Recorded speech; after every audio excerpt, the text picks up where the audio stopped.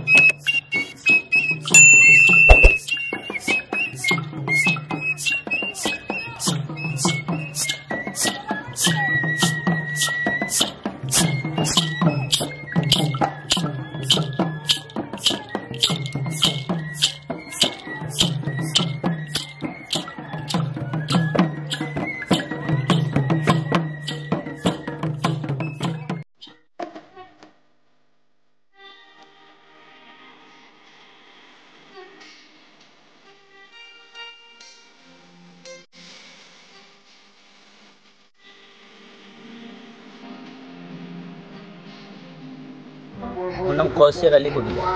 আপনি এসেছেন কোথা থেকে? আচ্ছা, এই রাজশিদার এই যে উদ্যোগ, এর সঙ্গে আপনি মানে কতদিন ধরে যুক্ত? 1 বছর। 1 বছর।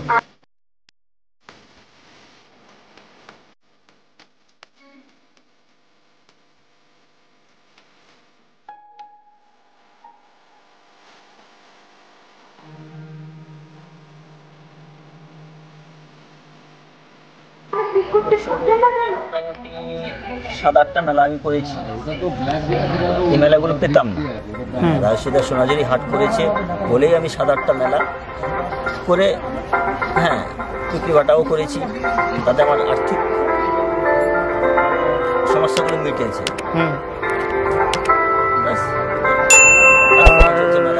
এমনি সব কিছু মানে এমনি অভিজ্ঞতা থেকেই বলছি, এই যে এখন যা পরিস্থিতি যাচ্ছে, কোভিড বা এই যাচ্ছে, এই বিষয়ে আপনার কিছু বক্তব্য থাকলে আপনি বলতে পারেন।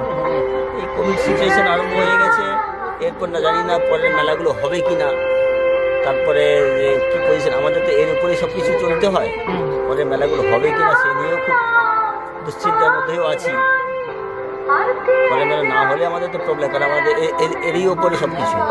একদমই সত্যি কথা, কারণ এগুলো যদি আস্তে আস্তে বন্ধ হয়ে যায় আস্তে আস্তে, তাহলে সব কিছুই শেষ। কারণ পশ্চিমবঙ্গ থেকে তো আস্তে আস্তে করে এমনি 2 বছর লকডাউন থেকে আমাদের অনেক প্রবলেম ফেস করতে হয়েছিল। বর্তমানে একটু ভালোর দিকে, কিন্তু তারপরে যদি লকডাউন হয়ে যায় আরো সমস্যা।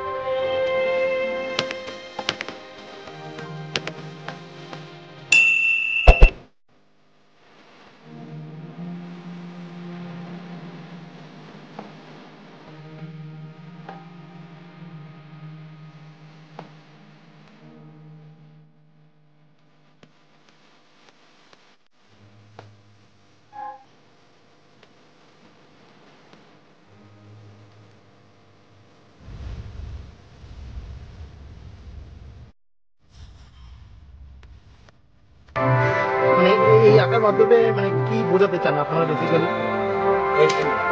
কাজ অর্থাৎ আমাদের রামায়ণ, মহাভারত এইগুলোর উপরে বেশ করে পট তৈরি হতো। আর সেটা আগে ওই দিয়ে গানও আছে। বর্তমান যে যেগুলো দেখা পাচ্ছি ওই এক আইটেম নিয়ে তো আর মেলা চলবে না। মানুষের বিনোদনের জন্য বিভিন্ন রকম আইটেম, ব্যবহারী শোপিস, বিভিন্ন আইটেম নিয়ে আসতে মেলাঘাটে প্রচণ্ড বিক্রিও হচ্ছে। মানুষ বিনোদনও পাচ্ছে, আনন্দ পাচ্ছে, ব্যবহারও করতে পারছে। কুর্তি, টি শার্ট, পাঞ্জাবি, ওড়না ব্যবহারও করতে পারছে, তাতে আমাদের উপার্জনটাও বেড়েছে।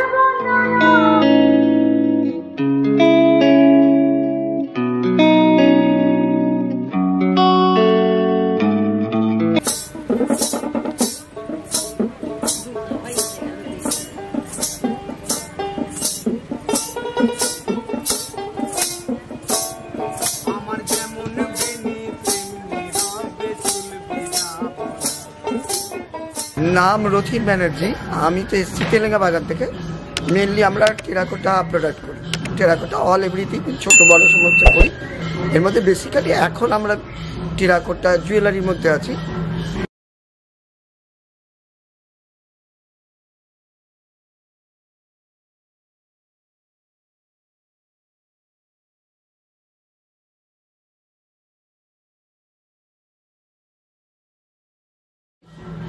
রাজশিদার সঙ্গে মোটামুটি আমরা 2 বছরের ওপর ধরে যুক্ত। প্রায় 14টা মতো মেলা অ্যাটেন্ড করা হয়েছে। প্রতিটা মেলারই মোটামুটি সেলটা খুব একটা খারাপ হয় না, খুব ভালোই হয়। এবং আমাদের মতন অন্তত প্রায় 600-700 জন শিল্পী রাজশিদার সঙ্গে যুক্ত। তারাও ওই বিভিন্ন মেলায় বিভিন্ন জায়গায় এরকম পার্টিসিপেট করে। সব জায়গাতে সমানভাবে তো অ্যাকোমোডেশন করা যায় না, যেখানে যেরকম অ্যাকোমোডেশন করা যায় সেখানে সেইভাবে করা হয়। এবং প্রত্যেকেই মোটামুটি একটা প্রত্যেকটা মেলায় প্রত্যেকে একটা মোটামুটি ভালো রোজগার করার মানে রোজগার করে বলেই তারা এই মেলাতে অংশগ্রহণ করে। এটা কিন্তু মাটি, মানে একে পুড়িয়ে কোনো কালার করা নেই। এগুলো যেমনি কালার করা আছে, একে কিন্তু কোনো কালার করা নেই, মাটিকেই এইভাবে পুড়িয়ে কালার করা।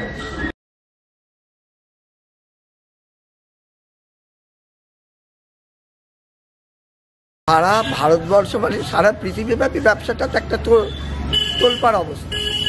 তার মধ্যে কোভিড বা ওমিক্রনের সব থেকে বেশি অসুবিধে পড়ছে আমরা যারা একেবারে নিচের লেভেলের হস্তশিল্পী। এর কারণ হচ্ছে আমাদের হচ্ছে B2B, মানে ম্যানুফ্যাকচারার আর বায়ার্স হচ্ছে ডাইরেক্ট যোগাযোগ। এর মধ্যে আমরা ম্যানুফ্যাকচারাররা যদি বায়ার্সের মুখোমুখি না আসতে পারি তাহলে আমাদেরই সব থেকে বেশি ক্ষতি। কেন আমাদের থেকে মালটা তখন মধ্যিখানের লোকেরা কিনে নিয়ে তারা যখন বেচবে আমাদের 100 টাকার জিনিস হয়তো 500 টাকা বিক্রি হবে, কিন্তু আমরা তার কোনো সুফল পাবো। আমরা যখন বায়ার্সের মুখোমুখি তখন আমরা আমাদের এ থেকে বেচতেও পারি এবং তার একটা সুফলও পাই।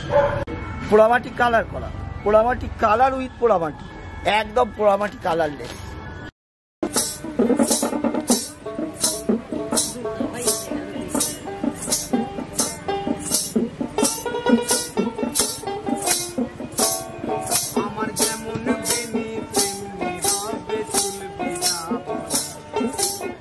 নাম রথিন ব্যানার্জি, আমি তো এসছি তেলেঙ্গা বাজার থেকে। মেনলি আমরা টেরাকোটা প্রোডাক্ট করি, টেরাকোটা অল এভরিথিং, ছোটো বড়ো সমস্ত করি। এর মধ্যে বেসিক্যালি এখন আমরা টেরাকোটা জুয়েলারির মধ্যে আছি। রাজস্বীটার সঙ্গে মোটামুটি আমরা 2 বছরের ওপর ধরে যুক্ত। প্রায় 14টা মতো মেলা অ্যাটেন্ড করা হয়েছে। প্রতিটা মেলারই মোটামুটি সেলটাও খুব একটা খারাপ হয় না, খুব ভালোই হয়। এবং আমাদের মতন অন্তত প্রায় 600-700 জন শিল্পী রাজস্বীটার সঙ্গে যুক্ত। তারাও ওই বিভিন্ন মেলায় বিভিন্ন জায়গায় এরকম পার্টিসিপেট করে।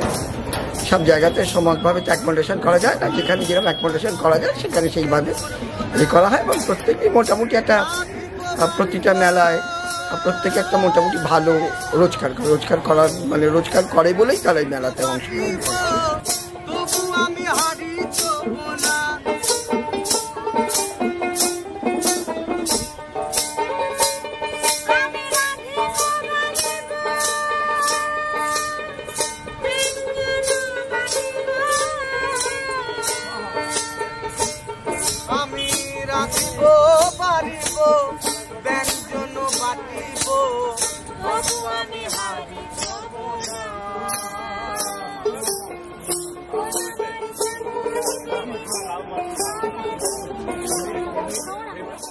এটা কিন্তু মাটি, মানে একে পুড়িয়ে কোনো কালার করা নেই। এগুলো যেমনি কালার করা আছে, একে কিন্তু কোনো কালার করা নেই, মাটিকেই এইভাবে পুড়িয়ে কালার করা। আপনার ইউটিউব চ্যানেল বিভিন্ন এতে দেখতে পাবেন। এই ওপরের লেভেলের এই যে জুয়েলারি, টেরাকোটার এই যে জুয়েলারিটা একদম দেখতে পাবেন।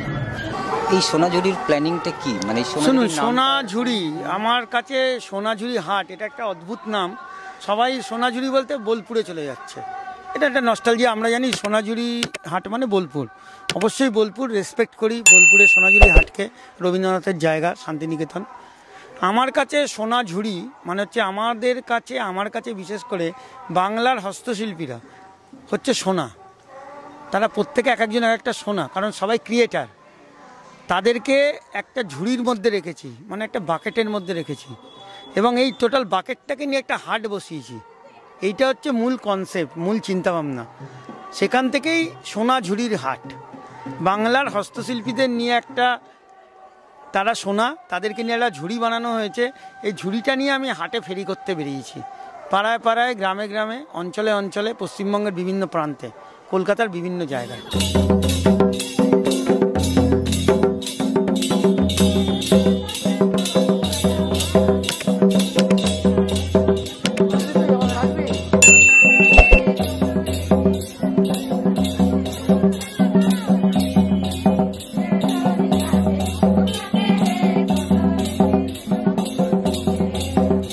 সারা ভারতবর্ষ মানে সারা পৃথিবীব্যাপী ব্যবসাটা তো একটা তোলপাড় অবস্থা। তার মধ্যে কোভিড বা ওমিক্রনের সব থেকে বেশি অসুবিধে পড়ছে আমরা যারা একেবারে নিচের লেভেলের হস্তশিল্পী। এর কারণ হচ্ছে আমাদের হচ্ছে B2B, মানে ম্যানুফ্যাকচারার আর বায়ার্স হচ্ছে ডাইরেক্ট যোগাযোগ। এর মধ্যে আমরা ম্যানুফ্যাকচারাররা যদি বায়ার্সের মুখোমুখি না আসতে পারি তাহলে আমাদেরই সব থেকে বেশি ক্ষতি। কেন আমাদের থেকে মালটা তখন মধ্যিখানের লোকেরা কিনে নিয়ে তারা যখন বেচবে আমাদের 100 টাকার জিনিস হয়তো 500 টাকা বিক্রি হবে, কিন্তু আমরা তার কোনো সুফল পাবো। আমরা যখন বায়ার্সের মুখোমুখি তখন আমরা আমাদের এ থেকে বেচতেও পারি এবং তার একটা সুফলও পাই।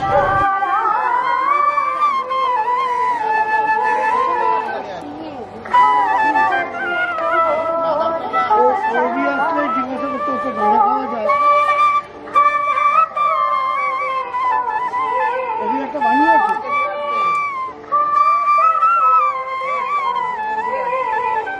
হস্তশিল্পীদের তৈরি জিনিস, ধরুন কাঁথা স্টিচের কাপড় রয়েছে, বাটিক রয়েছে, বাঁধনি রয়েছে, হ্যান্ড পেন্ট রয়েছে, পটচিত্র রয়েছে। তা এইগুলো তো লোকে শাড়ি জামা কাপড়ের উপর দেখেছে, মাস্কের উপর তো কেউ দেখেনি। এই জার্নিটা আমি শুরু করলাম এপ্রিল মাসে, 2020 এপ্রিলে। হস্তশিল্পীদের থেকে জিনিস কিনে নিয়ে আসতাম কাপড়, আবার অন্য কোনো জেলার হস্তশিল্পী যারা আর্টিজেন ভাই আছে কাউকে দিয়ে বানাতাম। বেসিক্যালি কি এই গান বাজনা এসবের সঙ্গে যুক্ত? হ্যাঁ, আমি গান বাজনার সঙ্গে যুক্ত। আমার তথ্য সংস্কৃতি থেকে আমাকে দেন, আচ্ছা, বছরে 12,000 টাকা দেন। আপনার কি মানে সব জায়গায় যান পশ্চিমবঙ্গে? হ্যাঁ, আমাকে প্রোগ্রাম দেয় যেসব জায়গায় আমি। আচ্ছা, কোভিড নিয়ে যে সব শুরু হয়েছে এই বিষয়ে আমাদের পক্ষে খুবই চলার অসুবিধা, প্রচণ্ড অসুবিধা চলছে। ব্যবসা বাণিজ্য ভালোভাবে করতে পারছি না, এই পরিস্থিতিতে রয়েছে। নাম জানকী পাল। আমি গহনা বড়ি, আমার ফুডের কার্ড, গহনা বড়ি, পাপড়, এগুলো। কতদিন ধরে এর সঙ্গে যুক্ত আছে? এই রাজস্বীদার সঙ্গে এবছর ফার্স্ট আমার আলাপ হয়েছে, আর এবছরই বসেছি। আচ্ছা, আর কি অভিজ্ঞতা হচ্ছে? তো এখানে এসে ভালো লাগছে। এই সিচুয়েশনে কত আর লোক আসবে, তো আমার এটা ঠিকই আছে। আর এই যে এখন যে অস্থির যে জগৎ চলছে সেই বিষয়ে কি বলবো? সে বিষয়ে কি বলবো, 2 বছর তো এরকম মহামারী চলেছে, তো আর কতদিন লোক বসে থাকবে বাড়িতে? এর সঙ্গে মোকাবিলা করেই আমাদের থাকতে হবে, এইভাবেই আমাদের চলতে হবে, সব কিছু করতেও হবে এর সাথে। আপনার তো মার্কসম্যান উপাধি যেটা সেটা খুবই ভালো লাগলো, এবং সত্যিটা খুবই একটা প্রশংসনীয় ব্যাপার। কিন্তু এই প্রশংসনীয় সাথে আপনি যেভাবে কাজ করে যাচ্ছেন মার্কসম্যান হিসাবে, এবং তারপরে শুনলাম আপনি মেলাম্যান হয়ে গেছেন। কিন্তু আপনি যে কারণে আপনি মার্কসম্যান হয়েছেন সেই কারণে কি আপনি মেলাম্যানের এই মার্কসম্যানের সাথে কনফ্লিক্ট করছেন না? না, দেখুন একটা কথাও আপনাকে বলি, কোনোটাই কিন্তু আমার দেওয়া নাম নয়। পুরো নামটাই কিন্তু ভারতবর্ষ মানে আমাদের পশ্চিমবঙ্গের মিডিয়ার দেওয়া। মিডিয়া আমাকে কখনো মার্কসম্যান বানিয়েছে, দুর্গাপুজোর পর এবছর আমাকে আমাদের একটি চ্যানেল আমাকে মেলাম্যান বানিয়েছে। সূত্রটা একটা জায়গা বাঁধা। মার্কসম্যান যখন হয়েছিলাম তখন বাংলার হস্তশিল্পীদের তৈরি মাস্ক ব্যবহার করুন সেই নিয়ে মার্কসম্যান হয়েছিলাম। আর মেলাম্যান যখন হয়েছি তখন কিন্তু বাংলার হস্তশিল্পীদের মেলা করতে গিয়ে মেলাম্যান হয়েছি। মানে পুরো বিষয়টাই কিন্তু বাংলার হস্তশিল্পীদের ঘিরে। এইখানেই একটা প্রশ্ন, যখন আপনি মার্কসম্যান ছিলেন তখন সেই উদ্দেশ্যটা ছিল একদম স্বরোজগার তৈরি করা এবং তার সাথে সাথে সেফটি হেলথের জন্য।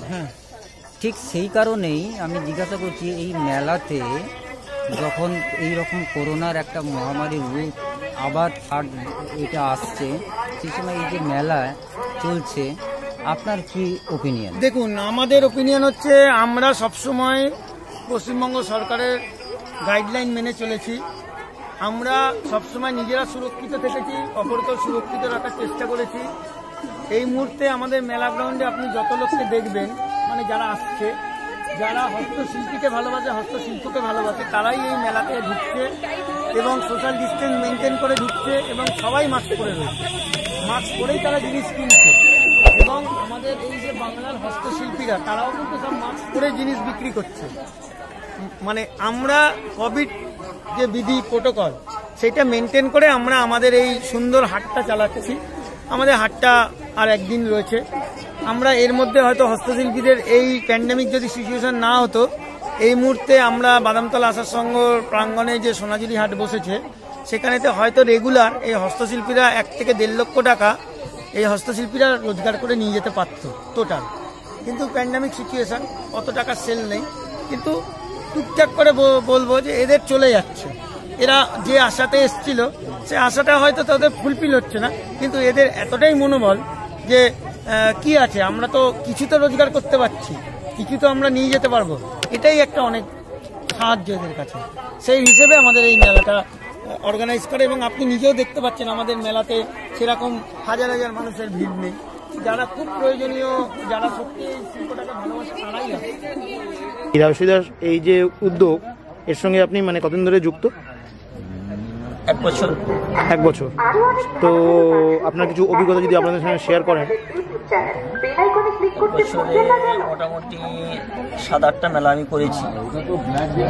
এই মেলাগুলো পেতাম না, রাজস্বীদার সোনাঝুরি হাট করেছে বলেই আমি 7-8টা মেলা করে, হ্যাঁ, বিক্রি বাটাও করেছি। তাতে আমার আর্থিক সমস্যাগুলো মিটেছে। এই কোভিড সিচুয়েশন আরম্ভ হয়ে গেছে, এরপর না জানি না পরের মেলাগুলো হবে কি না, তারপরে কি পজিশন, আমাদের তো এর উপরেই সব কিছু চলতে হয়। পরের মেলাগুলো হবে কি না সে নিয়েও খুব দুশ্চিন্তার মধ্যেও আছি। পরের মেলা না হলে আমাদের তো প্রবলেম, কারণ আমাদের এরই ওপরে সব কিছু। একদমই সত্যি কথা, কারণ এগুলো যদি আস্তে আস্তে বন্ধ হয়ে যায় আস্তে আস্তে, তাহলে সব কিছুই শেষ। কারণ পশ্চিমবঙ্গ থেকে তো আস্তে আস্তে করে এমনি 2 বছর লকডাউন থেকে আমাদের অনেক প্রবলেম ফেস করতে হয়েছিল। বর্তমানে একটু ভালোর দিকে, কিন্তু তারপরেও যদি লকডাউন হয়ে যায় আরো সমস্যা।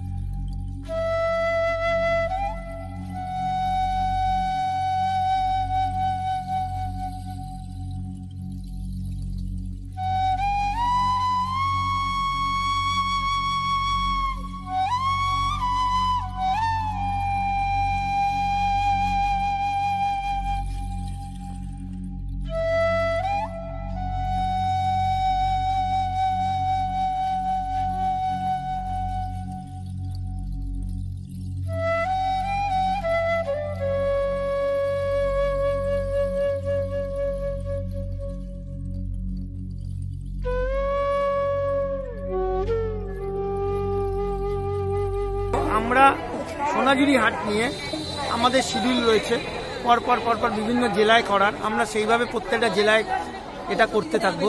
তার সাথে সাথে যেটা আমরা করতে চলেছি সেটা হচ্ছে আমাদের creativebengal.com বলে আমাদের একটা অনলাইন পোর্টাল তৈরি হয়ে গেছে, যেখানে হস্তশিল্পীদের জিনিস হস্তশিল্পীদের দামেই বিক্রি করা হবে, এবং যাতে তারা এই সুযোগ সুবিধাটা পায়, তাদের জিনিসটা তাদের দামে বিক্রি হচ্ছে।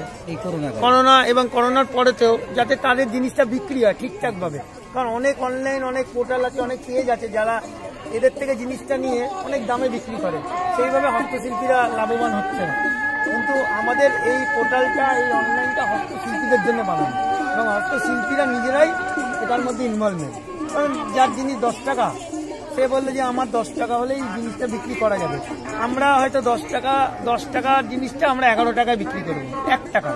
এই 1 টাকা ক্রিয়েটিভ বেঙ্গলের অর্গানাইজেশন নিয়ে এই টোটাল সিস্টেমটা চালানোর জন্য লাগবে, কিন্তু 10 টাকাটা সেই পাবে, এবং সেখানেতে শিল্পীর নামও উল্লেখ থাকবে, কোন জেলা উল্লেখ থাকবে, এবং যদি যে বায়ার যে কিনছে তার মনে হলো এই শিল্পীর আমি একটা ইতিহাস দেখি, তাহলে সে আমাদের ডিরেক্ট ওখানে লিঙ্ক পেয়ে যাবে, ইউটিউবে চলে যেতে পারবে যে সেই শিল্পী কোথায় কীভাবে জিনিস বানাচ্ছে, কীভাবে সে জীবনযাপন করে, আমরা সেটাও তুলে দেবো এই চ্যানেলের মাধ্যমে। মানে টোটালটাই চাইছে একটা বাকেটের মধ্যে নিয়ে আসতে, মানে সেই ঝুড়ি।